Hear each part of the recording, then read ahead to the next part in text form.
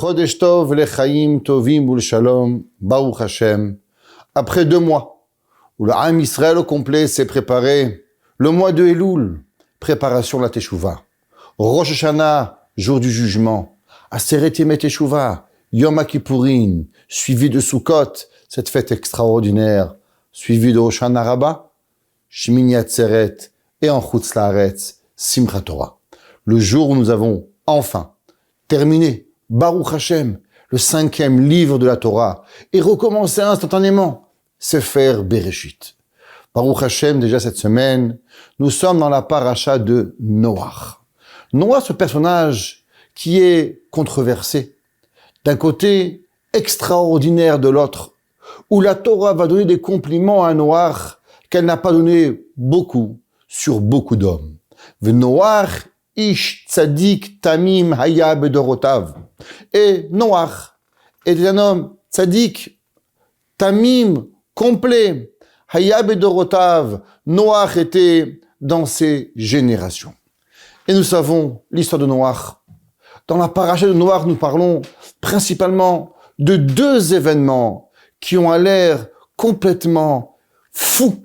Comment l'humanité va-t-elle arriver à un moment historique tellement bas dans la vie de l'humanité?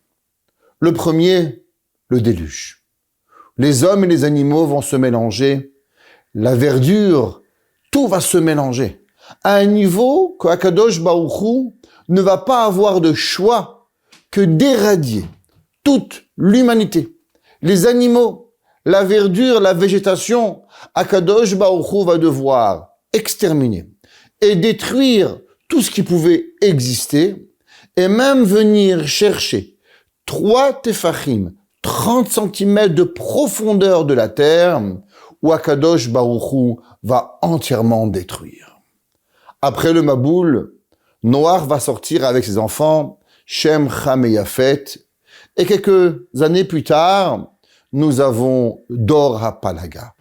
Tout le monde connaît l'histoire de la tour de Babel, où les humains ont décidé de créer une tour pour pouvoir aller, chas v'shalom, détruire et tuer Akadosh Baruch Hu, comme si que cela était possible.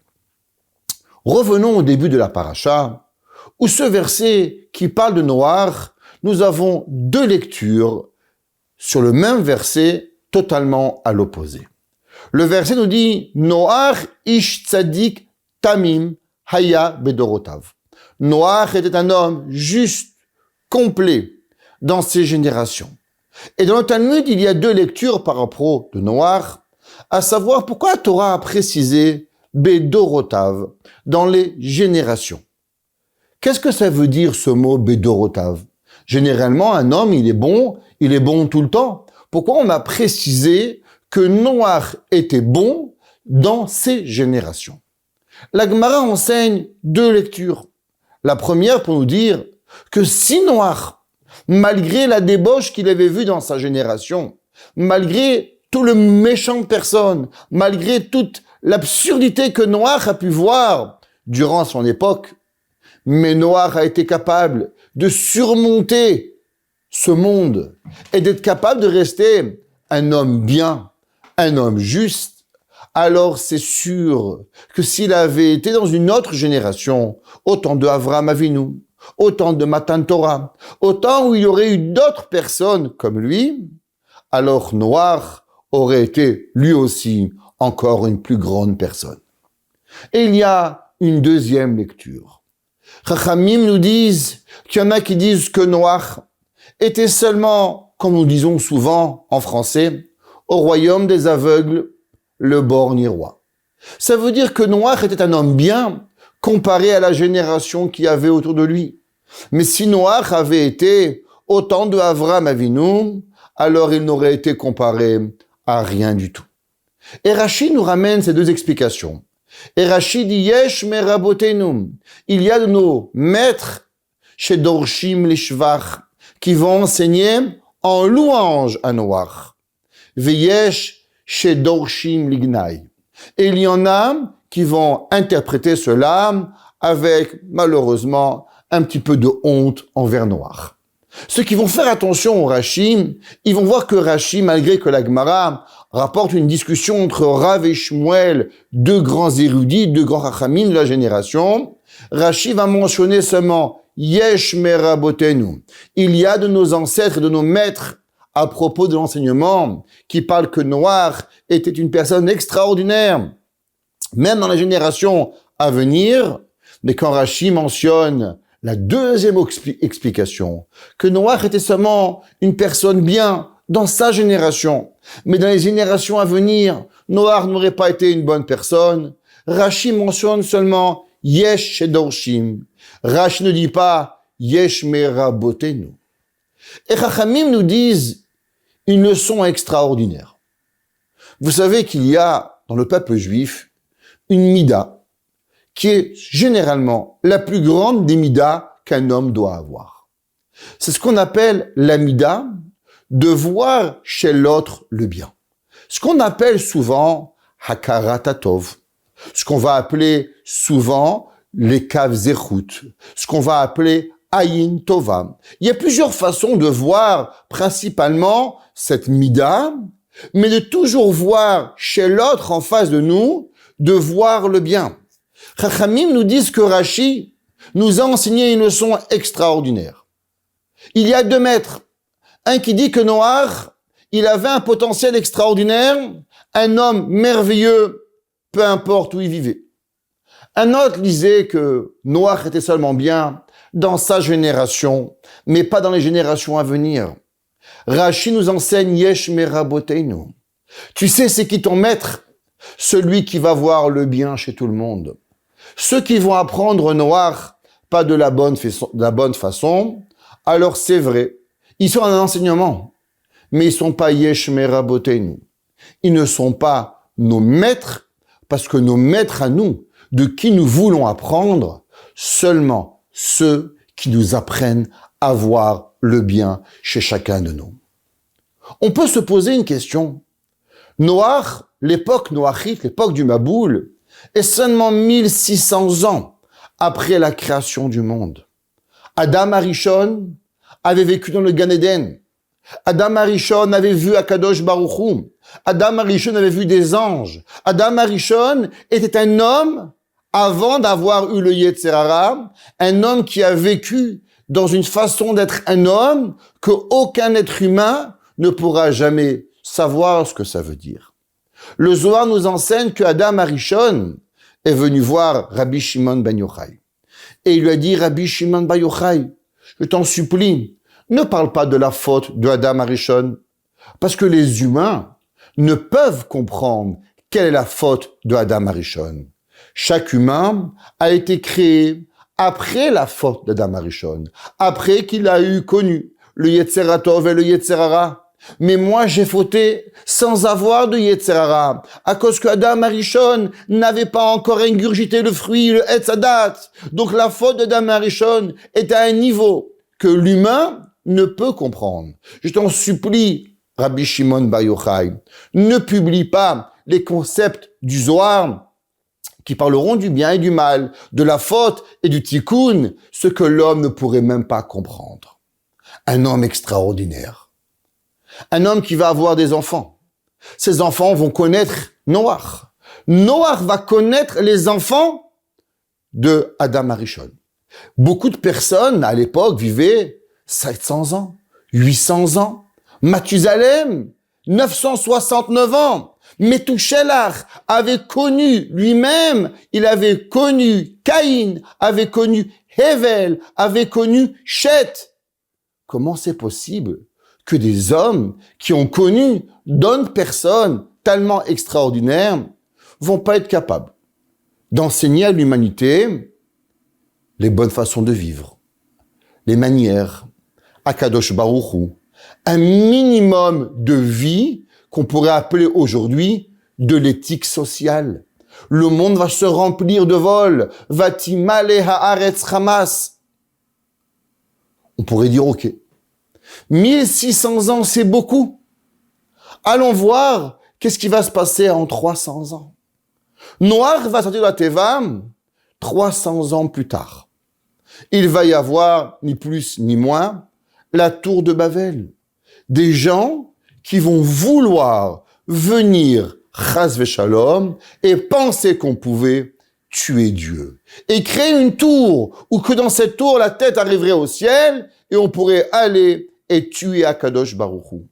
Comment cela est-il possible? En si peu de temps, quel est le point commun que nous avons entre la paracha du Maboul, l'enseignement où l'homme va arriver à la débauche totale, et le monde après le Maboul, ce qui va ressortir et ce qui va s'appeler le Dor HaPalaga, la génération de la séparation, la génération de la Machloket, où Akadosh Baruch Hu va devoir séparer l'humanité, où Akadosh Baruch Hu va punir, un tiers de l'humanité va mourir, un tiers de l'humanité va devenir des singes, et un tiers de l'humanité va apprendre une autre langue.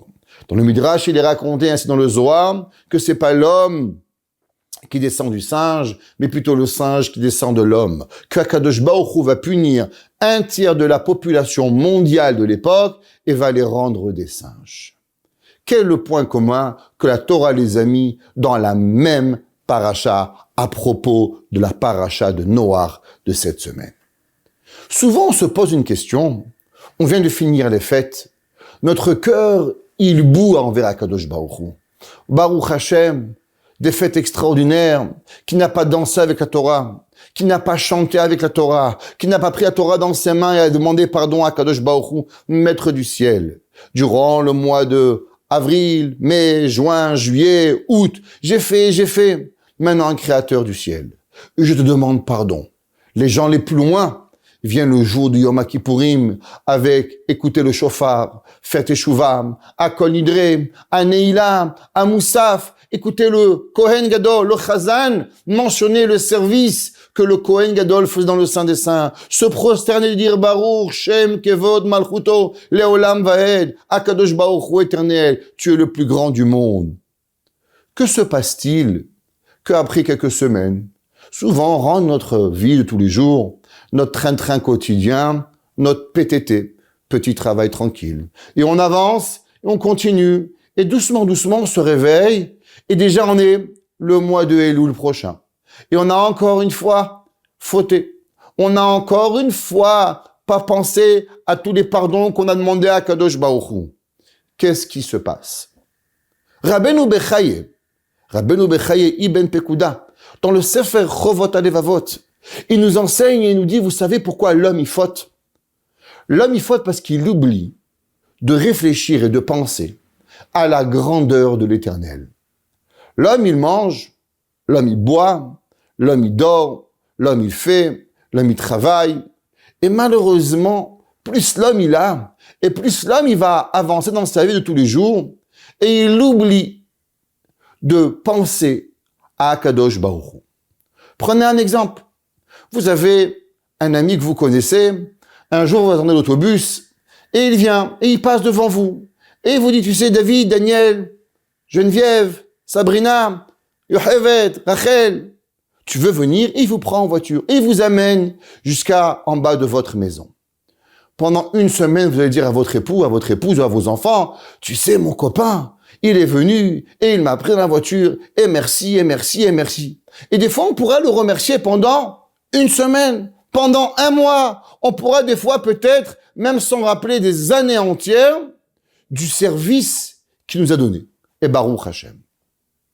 D'autres personnes qui travaillent avec nous, ou tous les jours nous amènent un café. Notre mari, tous les jours, va penser à nous, une petite pensée. Notre femme qui va débarrasser, qui s'occuper de nos enfants, nous faire tellement de bonnes choses, nous aider dans la parnassa, aider dans l'éducation de nos enfants, être avec nous à chaque moment de notre vie, qui est beaucoup plus que nous prendre en voiture pendant 5 minutes ou même pendant 1 heure. Combien de fois nous pensons à le remercier, à la remercier? Combien de fois nous pensons véritablement, Baruch Hashem, combien je suis heureux d'avoir un époux, d'avoir une épouse, d'avoir des enfants, d'avoir des parents, d'avoir des beaux-parents, d'avoir des oncles, des tantes, des sœurs, des gens autour de moi avec qui ma vie ne serait jamais pareille si c'était pas véritablement proche de moi. Chaque fois que j'ai un problème, ils vont à l'école prendre mes enfants. Chaque fois que j'ai un problème financier, ils sont là à m'aider. Chaque fois qu'ils ont n'importe quoi, je peux compter sur eux. Mais malheureusement, comme ils font partie de mon quotidien, j'oublie à combien ils sont importants. Et vu que j'oublie à combien ils sont importants, alors j'oublie de les remercier. Et quand j'oublie de les remercier, qu'est-ce qui se passe? C'est que je commence à voir même leurs défauts. Je commence même à les critiquer. Ah, elle m'a servi de la soupe aux oignons. On en a eu il y a 2 semaines. Ah, mon mari m'a acheté 1 kilo de sel. Et pourquoi pas 2 kilos de sel? Ah, mon mari m'a acheté 1 carat. Pourquoi pas 2 carats? Ah, mon fils, il a reçu 19, et pourquoi pas 20? Et doucement, doucement, non seulement on commence à ne plus voir le bien, mais on commence même à critiquer la personne qui est autour de nous. Il dit, Rabbeinu Bechaye, un machal extraordinaire. Imaginez-vous, il y a un homme, il marche dans la rue, il trouve un bébé. Il n'a pas de père, il n'a pas de mère. Alors il va le prendre, il va l'adopter. Et il va le faire grandir, il va le nourrir, il va s'occuper de lui. Quand il va grandir, il va le marier, il va lui donner la moitié de sa fortune. Et le jour où il va vieillir, il va tout lui donner. Une maison, à manger, à boire, une vie, tout. Combien vous croyez que cet enfant doit à ce monsieur? En un mot, il doit tout. Il y a un autre monsieur qui un jour était en problème, alors on va l'aider. Et on va lui donner, on va l'aider financièrement, on va lui donner 10 000, 20 000, 50 000, même 100 000 dollars. La personne qui est grande et qui sait à combien on l'a aidé, elle n'aura pas de mots à nous remercier. Parce qu'elle est assez adulte, elle est assez majeure, elle a assez compréhension dans sa tête à combien la personne l'a aidé. Mais si je mets sur une balance, à qui j'ai aidé le plus? L'enfant que j'ai trouvé dans la rue, qui aurait pu mourir, ou ce monsieur que j'ai donné 100 000, 10 000 ou même 200 000 dollars. Il dit Rabbeinu Bechaye, c'est sûr que l'enfant à qui j'ai aidé, je lui ai donné beaucoup plus qu'à l'enfant, qu'à ce monsieur que je donnais 100 000 dollars. Mais pourtant, qu'est-ce que vous croyez qui va arriver dans les remerciements? Qui va me remercier plus? L'enfant ou l'étranger? Il dit Rabbeinu Bechaye, c'est certain que l'étranger va te remercier beaucoup plus. Pourtant, l'enfant a reçu 1 million de fois plus. La vie de l'homme est ainsi, on est tellement habitué à vivre avec Akadosh Baruch Hu que l'on oublie que Dieu existe. On oublie que Akadosh Baruch Hu est avec nous. Le monde mange, boit, dort à un niveau tellement grand qu'on oublie même que Dieu existe. Alors on commence à critiquer Dieu. Pourquoi Dieu m'a donné une voiture bleue et pas une voiture jaune? Et pourquoi une maison verte et pas une maison rouge? Et pourquoi une femme blonde et pas une femme brune? Et pourquoi des enfants bruns et pas blonds et pas blonds et pas bruns? Et ainsi de suite, on commence à tellement critiquer Kadosh Baruch Hu à cause qu'on oublie que Dieu existe. Le monde, en 1600 ans, a oublié l'existence d'Akadosh Baruch Hu. Rashi nous enseigne, tu sais, quand tu vois Noach, tu as 2 façons de voir Noach. Tu as une façon de dire, la Torah, elle a dit un mot, sûrement pour nous dire que Noach est un homme extraordinaire. Yesh merabotenu shedorshim lishvach, celui qui va toujours exister et qui va toujours essayer d'apprendre à chaque moment de la vie un enseignement extraordinaire d'une leçon positive. Celui-là est notre maître. C'est marqué dans le Dor HaMaboul, dans le Dor HaPalaga. C'est marqué qu'ils sont venus Bene HaAdam, les enfants de l'homme. Il dit Rashi, c'est qui les enfants de l'homme? Rashi nous dit, vous savez, c'est qui Bene HaAdam? Les enfants de l'homme qui a été Kafouy Tova. Akadosh Baruch Hu a vu qu'Adam Arishon était triste. Adam Arishon a vu que toute l'humanité, que tous les animaux, avaient un conjoint et une conjointe. Et Adam s'est regardé et dit, mais c'est qui ma conjointe à moi? Est-ce que je peux m'associer à un éléphant? Est-ce que je peux m'associer à un rhinocéros, à un lion ou à un tigre? mais je suis un homme, je suis la créature des mains de Akadosh Baruch Hu. J'ai besoin de quelqu'un qui va me comprendre, qui va avoir la chorma, la bina, du dat. Alors Akadosh Baruch Hu lui a créé Chava. À la première occasion, qu'est-ce que Adam Arishon il a fait? Il a dit Aïcha Shnatata Imadi. À une première fois que Akadosh Baruch Hu va lui dire Adam, as-tu mangé du fruit interdit? Eh ben Adam Arishon va rejeter la première chose que Dieu lui a donnée, c'est Chava. L'humanité au complet. Généralement, à chaque fois qu'on reçoit quelque chose, à la place de l'aimer, à la place de remercier, eh bien, on s'habitue tellement qu'on va commencer à critiquer. Après Rosh Hashanah, après Kippour, après Sukkot, la peur de Yom Hadin, la peur du jugement. Alors, on a eu très peur de mourir. On s'est dit, peut-être que je vais pas finir l'année. Peut-être que Kadosh Baruch Hu va pas m'écrire dans le livre de la vie. Alors, on a peur. Et on jeûne avant Rosh Hashanah. Et on jeûne pendant Seret Yemei Teshuvah. Et on jeûne pendant Kippour. Et on reste réveillé pendant Rosh Hashanah Rabbah. Et on a tellement la émouna que Kadosh Baruch Hu nous a pardonné. Alors, au bout d'un moment, on dit, ouais, mais c'est vrai que j'ai prié pour la vie. Mais j'ai prié aussi pour la BM. Et j'ai prié pour la Mercedes. Et j'ai prié pour le manteau de Vison. Et j'ai prié pour les vacances en Tunisie. Et j'ai prié. Et pourquoi j'ai pas reçu? Mais on oublie qu'on a reçu le plus beau cadeau. Qu'on a reçu la santé. Qu'on a reçu notre famille. Qu'on a reçu la vie. Et à cause qu'on oublie que Akadosh Baruch Hu nous a redonné la vie, alors malheureusement, on commence à critiquer. Et le jour où on se permet de juger Akadosh Baruch Hu, alors malheureusement, on se permet de décider qu'est-ce qu'on veut faire et qu'est-ce qu'on veut pas faire. Comme si que nous avions eu le choix de choisir la Torah dans un buffet. La Torah n'est pas un buffet où il y a 613 contenants et je prends l'honneur des parents, je prends pas le Shabbat, je prends Kippour, je prends le Shofar, je prends pas la Shonara. La Torah n'a pas de choix. La Torah nous a donné la vie en contrepartie de respecter les 613 mitzvot. Et véritablement, chacun de nous, on a envie de respecter les 613 mitzvot. On a la profonde volonté d'accepter le Hol Malchut Shamaim, le joug de la Torah. Tant et aussi longtemps qu'on se rappelle ce que Akadosh Baruch Hu, il va nous donner. Mais le jour où on oublie, alors malheureusement, on se permet tout ce que l'on veut pour pouvoir arriver à détruire tout autour de nous. Adam Arishon, en quelques heures, a oublié Akadosh Baruch Hu. À l'époque de Adam, ça a pris seulement 1000 ans pour que le monde va tomber dans un monde de débauche que nous n'avons pas imagination à combien le monde de la débauche était grande. 300 ans plus tard, à la place d'essayer de s'arranger, on a trouvé une autre solution. Comment fauter, mais n'ayant plus peur de Dieu, parce que nous allons vouloir, Dieu préserve, aller tuer Dieu. L'homme intelligent, il doit savoir, il y a un créateur du ciel. La terre, des animaux, des humains, qui a créé tout ce qu'on pourrait avoir. Il nous donne tellement. Et en échange, il nous redemande seulement une seule chose. Rappelez-vous de moi, où vous allez, ce que vous faites, à chaque moment de votre vie.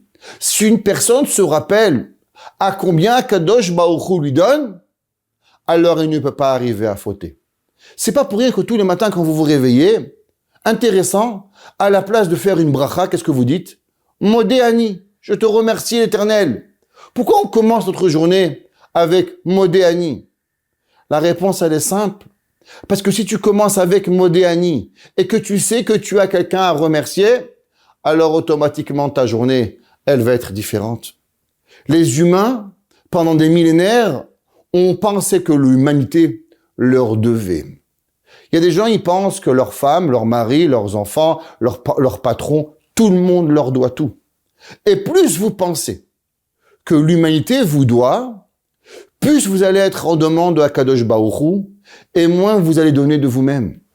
Et plus vous allez penser Qu'est-ce que vous avez à donner? À combien vous avez pris du monde? À combien vous avez apporté? Et combien vous êtes dans l'obligation à votre père, à votre mère, à votre épouse, à votre époux, à vos enfants, à votre professeur, à Kadosh Baruch Hu? Alors l'homme, il va être capable d'avoir une vision différente du monde. Et si vous voulez voir que c'est vrai, la fin de la parashat Noach, elle finit par qui? Par Avraham Avinu. Avraham Avinu et Noach vont se rencontrer. Et Avraham va demander à Noach, Noach, dis-moi par quel mérite tu as survécu. Qu'est-ce que tu as fait pour survivre le Maboul? Et Noach va dire, il y avait besoin d'un homme dans la Teva qui va nourrir les animaux. Et grâce que j'ai nourri tous les animaux de la terre pendant 12 mois, sans manger, sans boire, sans dormir, en n'arrivant qu'une seule fois en retard, une seule et unique fois, Noach va être en retard au lion, et le lion va taper Noach en disant, Noach, qui te permet d'arriver une seconde en retard? Je suis le roi des animaux, le dernier lion de l'humanité. Avraham Avinu va dire, waouh, pour sauver des animaux, Akadosh Baruch Hu t'a sauvé. Imagine-toi si on transforme ce concept et on l'améliore. À la place de nourrir des animaux, on va être bon avec l'humanité. À combien le monde pourra être transformé? Et Avraham Avinu va apprendre de chez Noach et il va dire, on va pas seulement nourrir les animaux, on va pas seulement être bon aux éléphants et aux rhinocéros et aux alligators, mais on va commencer à créer de la bonté dans le monde. Et Avraham Avinu va être du matin au soir à voir et à faire du bien. Au moment où Moshe Rabbeinu, il va un petit peu critiquer Akadosh Baruch Hu et il va être puni pour ça, de ne pas rentrer en Eretz Israël. Akadosh Baruch Hu va dire à Moshe Rabbeinu, Moshe, comment oses-tu me critiquer? Pourtant, Avraham Avinu ne m'a jamais critiqué. Pourquoi Avraham n'a jamais critiqué Dieu? Parce que Avraham Avinu pensait tout le temps combien je reçois, combien j'ai à donner. L'homme qui croit qu'on lui doit est dans l'incapacité de donner. L'homme qui regarde à combien il reçoit, alors il est capable de donner dans l'infini. Baruch Adonai Leolam. Amen ve Amen.